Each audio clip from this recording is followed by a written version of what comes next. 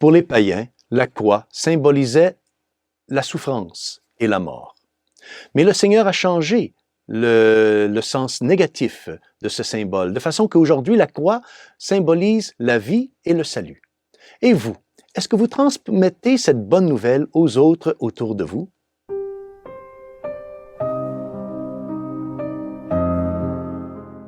Chers frères et sœurs, Salve Maria. Aujourd'hui, c'est la fête de l'exaltation de la Sainte Croix. Et l'Évangile nous est présenté par Saint Jean, chapitre 3, versets 13 à 17. Et dans cet Évangile, le Seigneur fait un parallèle très intéressant entre deux images qui sont très fortes. D'un côté, le Seigneur parle d'un serpent. Et de l'autre côté, le Seigneur parle d'une croix. Écoutons un extrait de l'Évangile d'aujourd'hui.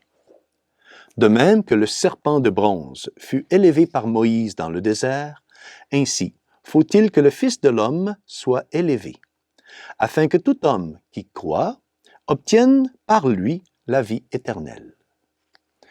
Donc le serpent et la croix, autrefois, symbolisaient une mort atroce. Le serpent, évidemment, a toujours symbolisé le démon, Satan, et la croix symbolisait la méchanceté des hommes. Ces deux symboles symbolisaient la damnation. Mais tout cela a changé.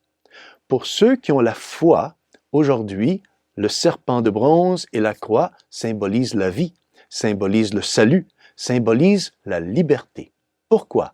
Parce que l'Évangile, Saint Jean nous dit que ces symboles ont été élevés par Dieu. Donc Moïse a élevé le serpent de bronze et le Fils de l'homme, le Seigneur, a été élevé sur le bois de la croix.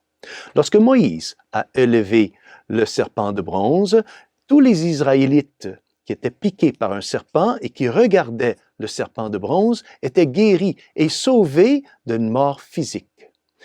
Et la même chose avec le Fils de l'homme.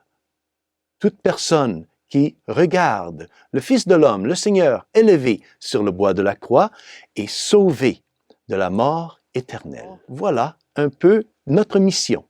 C'est ce que nous devons aussi faire. Nous devons aussi transformer les symboles négatifs en des symboles positifs. C'est-à-dire que nous devons imiter le Dieu qui a assumé ces symboles négatifs, n'est-ce pas? Dieu, donc, a pris sur lui le symbole du serpent, a pris sur lui le symbole de la croix et les a élevés, les a transformés. Dieu prend ce qui est mauvais, ce qui est méchant et le transforme en quelque chose de bien. Et voilà notre mission comme catholiques. Nous devons aussi évangéliser. Nous devons voir la croix comme un symbole de salut, mais aussi un symbole de transformation. Car la foi, ce n'est pas seulement de croire. Nous devons mettre notre foi en action. Nous devons aussi chercher à transformer ce monde, de faire en fait en sorte que le mal devienne un bien, par la prière, par la charité, par enfin l'enseignement. Et voilà donc le sens de cette fête, de l'exaltation de la Sainte Croix.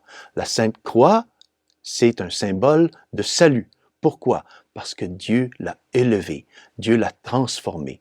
Alors croyons en la puissance de la croix et imitons donc aussi Dieu en élevant les choses mauvaises pour qu'ils deviennent bonnes. Et alors, nous participerons au salut et à la transformation du monde et ferons en sorte que le monde puisse être élevé auprès de Dieu.